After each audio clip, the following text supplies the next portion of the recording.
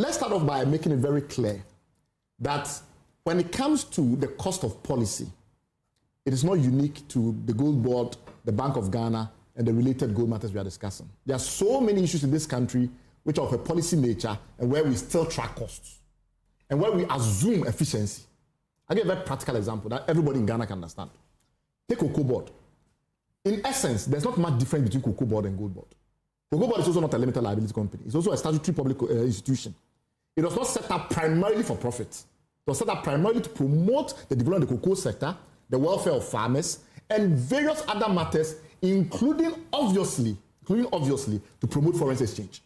Which is why there was a time the syndicated loan, we used to track it and its impact on the exchange rate in this country, if you remember. And yet still, we track Cocoa Board losses. In fact, the chief executive of the Cocoa Board, serving the same government as my very good friend here, has been consistent about the challenges that these losses pose to the cocoa sector in this country. In fact, I've shown in my article, which I'm happy to circulate through your online portal, that Cocoa Board losses are lower than the losses we are talking about, significantly for the last 4 years. So if we are willing to track the efficiency of Cocoa Board's use of resources, we cannot in any way be restrained from tracking the efficiency that Gold Board is currently operating with. It's the same logic. Okay. Anybody who tells you otherwise doesn't know what he's talking about. It's absolutely the same logic. Cocoa Board is a policy institution. Its primary goal is to promote the cocoa sector, but we are very, very sensitive to losses there. Second example, fuel, which this man knows more about than most people on this panel. If we talk to you about the efficiency for your radio listeners, his reference to this man is Senyo Hosi. When he was in that sector, we all know that fuel has immense implications for everything in this country, right? Fuel has a huge impact on inflation. Fuel has a huge impact on industrial activity. Fuel has a huge impact in a cascading manner across different economic activities. And when we subsidize fuel, it was because we knew it was important to people. Correct. And that is why for a lot of time we're not doing cost recovery. And yet still, when the cost mounted up to a certain point, this very man, Senyo Hosi, in the studio, was at the forefront of his industry trying to impose taxes on us to collect their money, because at the end of the day, somebody had to pay. So the fact that there's a policy which is beneficial to the country doesn't mean that if the policy is inefficient and is generating costs, and those costs are not sustainable, we shouldn't be concerned. We should be concerned, even though it's beneficial. I beg you, since you mentioned man, let's get it wrong. You are absolutely wrong yesterday, tomorrow, and forevermore. If you say that the subsidy policy in oil was beneficial to this country in any shape or form. I'm saying that from a government point of view, it was never beneficial to the economy. That's your perspective. It's not perspective. That's your perspective. It's not science. This is paper. If the government has you've not done that research. You haven't done that research. No. Speak about the cost, but don't talk about benefits. No. I respect you when you say cost. So but don't talk about benefits. After that intervention, relax and let him. I did my thesis on this particular matter. It was unproductive, and that is why we told government it will not work. Thank you. Now relax. So get that right. If the government has a policy position that subsidizing fuel is good for the people, it's not up to us to come and I'm saying what is the economic benefit of I disagree with you. Value it. Value it. You can't value it. There's no value for it. So you have your turn. You are wrong. You have your turn. It's okay to talk about cost, but don't talk about benefits. Thank you. You made a point. Relax. You have your turn. Thank you. Absolutely. I disagree with the overvaluation of the city. We spent over $1 billion. Tell me what the value. Hold it back. No, that's trying to hold it back. But you mentioned my name. Thank you. Yes. I disagree with the overvaluation of the city to a certain extent. That's okay. But the government in power claims that what I consider an overvaluation is my policy position. It's not an overvaluation and it's beneficial to the country. Because the government that is in power, that assesses the policy benefits. So if the government has decided that, from my point of view, increasing the price of fuel at the pump will have effects that are damaging to social welfare, and therefore I will subsidize fuel costs. It's not up to us in this studio to say that as far as we are concerned, all the governments in Ghana who have done that are idiots. And we are the only wise people. No, hold. The government of this country over the years decided not to allow for full cost transmission in fuel. We have ramped up subsidies. They have continued to do it, and they have claimed that we cannot assume, because of the fact that we are neoliberal in our thinking, that just because you maintain efficiency there, people don't suffer when fuel prices go beyond what they can pay. And they've decided to then done it. Energy. Today, we are subsidizing energy. I hope you are all aware that we are subsidizing electricity in this country. The government continues to bear the cost beyond cash waterfall mechanism and all of that. We are told that at the very least about $500 million of additional cost or so are being piled up, which government is absorbing. Those are subsidies. There's a policy decision having been taken that we will keep the lights prices or the electricity prices reasonable because some people can afford it. And yes, still, we all agree in this room, if we took a poll, just as he disagrees with fuel subsidies and I disagree with fuel subsidies, if we took a poll on this table, apart from him who works in government, all of us will agree that no, we shouldn't have electricity subsidies because it's generally not very good. It doesn't mean that there are no benefits to keeping the prices where they are now in electricity or water. There are policy benefits.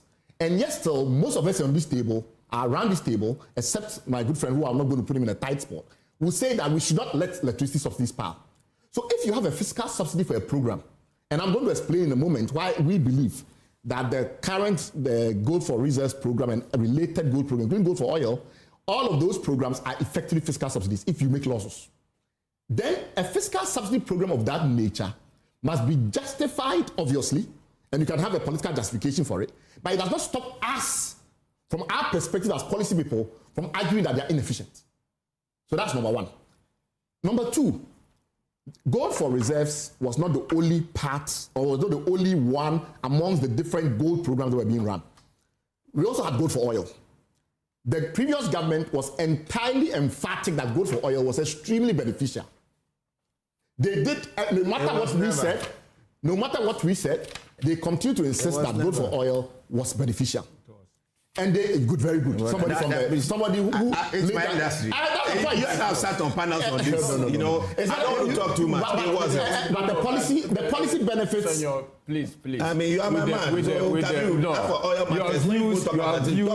views are solely yours. To the extent the facts is the science back there. Exactly. You can't have a view about 1 + 1 is equal to 2. No. You cannot. So let's respect people's view on matters. Disagree, but we can't disagree. I can give you 101 reasons why I think Gold for Oil. That was the point I wanted to make. That is exactly the point I wanted to make. Right. So in that view, in the end, I'll find out from Bright when he says these subsidy programs are inefficient, and we have this gold board program or the domestic gold purchase program that has helped to hold the economy stable up to this point and freed up people, and people are excited about. If it is inefficient, what do we do in place of it? If he wants it replaced, please go on with your factual analysis.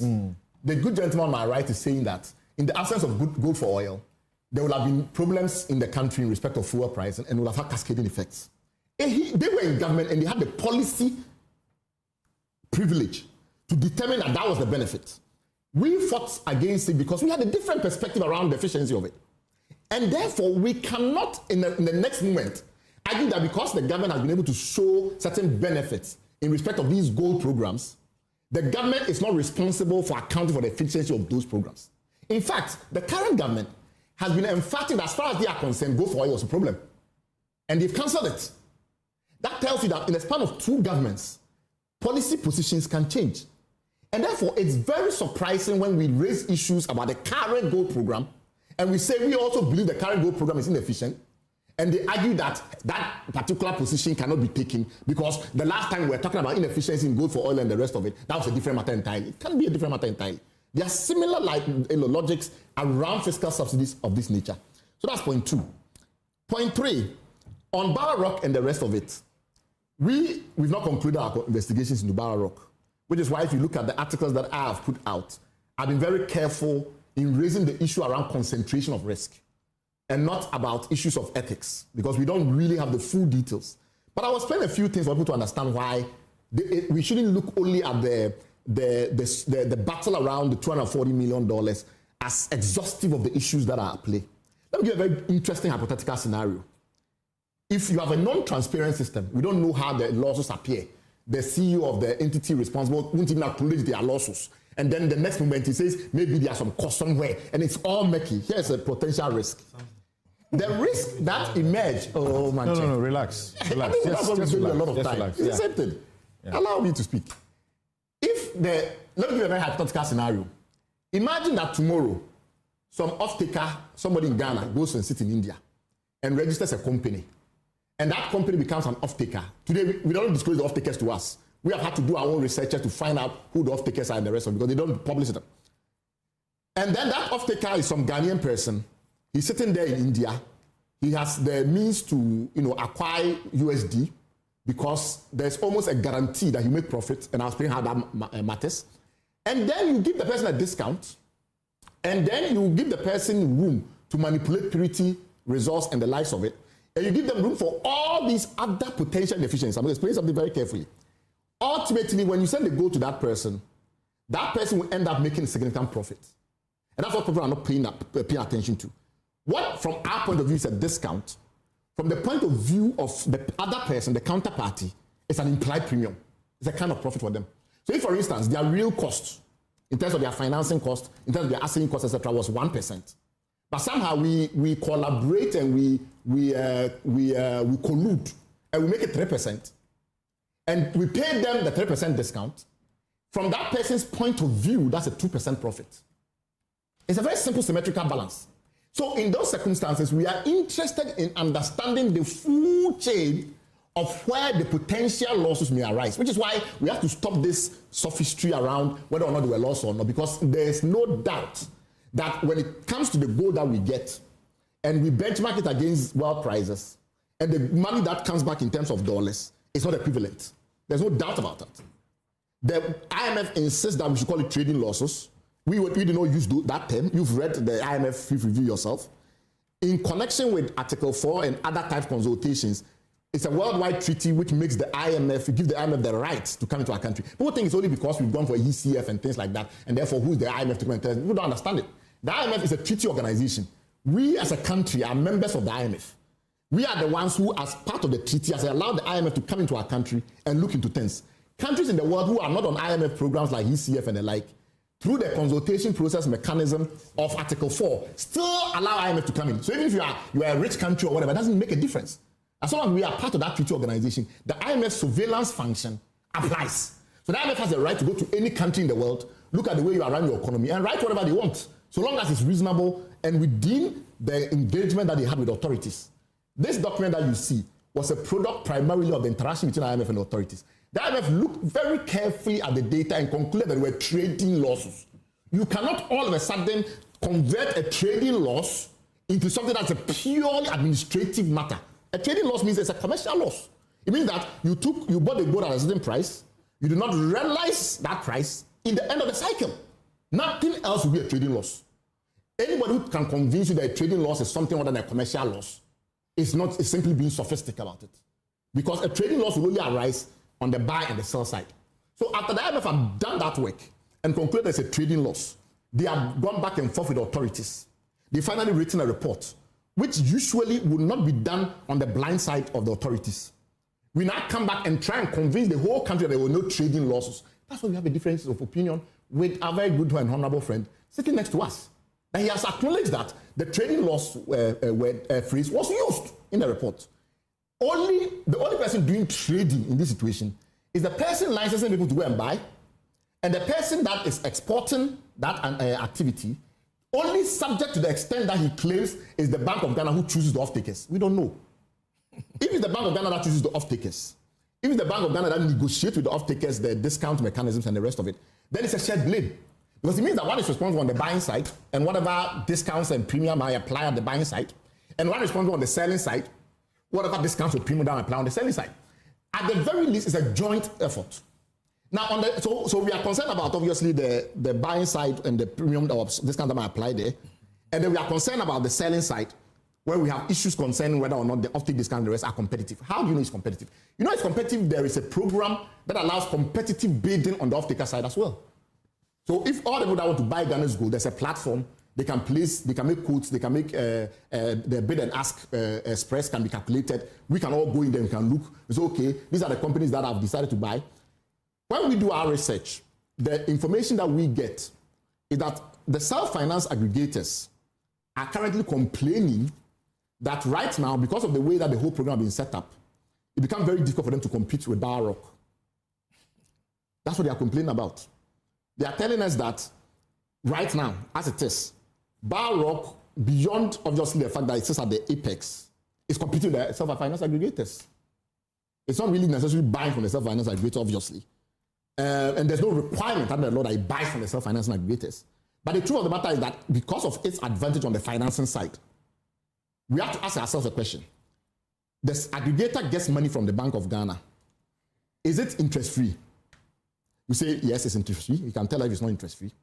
The self-finance aggregator gets money from their own banks. Is that interest-free? We know it's not interest-free. You have someone that is sourcing money commercially, competing with someone who is getting money from the government. Who will win?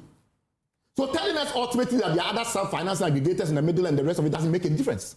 Because one of them they should apply for the aggregator license. Good. They should just apply now, what is interesting around the aggregator license issue is very simple. When you apply for it and you are 31 something applications, the CEO says that as far as he's concerned, only one was eligible. We don't have any mechanism of transparency in this process. We don't know, for instance, let me give you a very practical example. We talk about NCA and those kind of matters. NCA licensing in the telecom sector is primarily by way of auction of certain resources and the likes of it. So in some instances, there's some degree of transparency because at the very least, you get some degree of information from the auction processes. If they are, for instance, auctioning a numbering resource or a spectrum resource or something of that nature. In this case, we have only his word to take for his. We have to take him at his word. We have the public. Anybody who has applied and is compliant should come and tell us. So the 45 minutes ago, you are expecting that by now we should have 100 people. Right. It's with just 1 week. It's just 1 week, 24 hours. Somebody should show up. But I'm saying that he just threw out that challenge now. Yes, it's good. So now, it's not now that I will be able to have that information. Okay, so let's give him the benefit of the doubt. Exactly. We will give him the benefit of the doubt in respect of Bawa Rock because we don't have that information. That doesn't mean that people are wrong to raise issues. I don't think Honorable Kwejo Okonkwo was wrong to raise issues about how he became the sole aggregator. I'll give you a very practical example. When you go to the Mineral Commission's website, when you go to the former PMC's website and the rest of it, you get a sense of who was exporting gold out of the country. In some respects, who was exporting gold out of the country was very important because it gives you an idea of who is active in the industry and the likes of it. When we initially did searches on those databases to see who was exporting gold, we didn't see any Bawa Rock. It wasn't popping up. We're seeing the likes of Red Sapphire, we're seeing AU Minerals, we're seeing all of these countries as major license exporters. But today, and we're not seeing Bawa Rock. Today we are being told that he was an aggregator. No, he was a buying agent for some of these. It's not we are being told, though. So we have been shown the documentation. All you have been shown, that is conclusive in this matter about 3 things. You've been shown that he was a buying agent for another company, AA Minerals, who all of us know is a very prominent company in this country, who for some reason can't get an aggregator license, because for some reason can't get an insurance guarantee or a performance guarantee. And so they should come and tell us. Let me analyze it for the purpose to. I mean, we are not the only people in listening to this. Yeah, but so let me explain and break it to people. They were buying agents for some companies. For some reason, those companies that were buying agents for cannot qualify. For some reason, they cannot get a performance bond.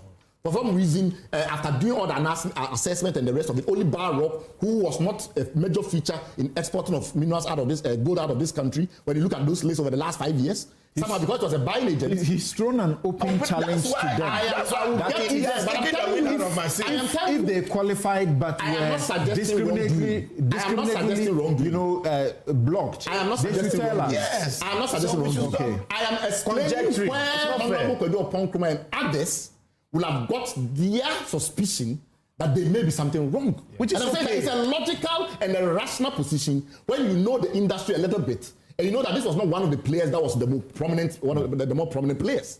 And then somehow only he managed to get an insurance bond guarantee of some kind. And I'm explaining to you also that in this country, we know for sure that the insurance companies in this country, they don't have the extensive capital that will go to the kind of trade that is happening, unless they are a syndicate. If you take a single insurance company in this country and you look at the total exposure, risk exposure that we are dealing with, there's an imbalance.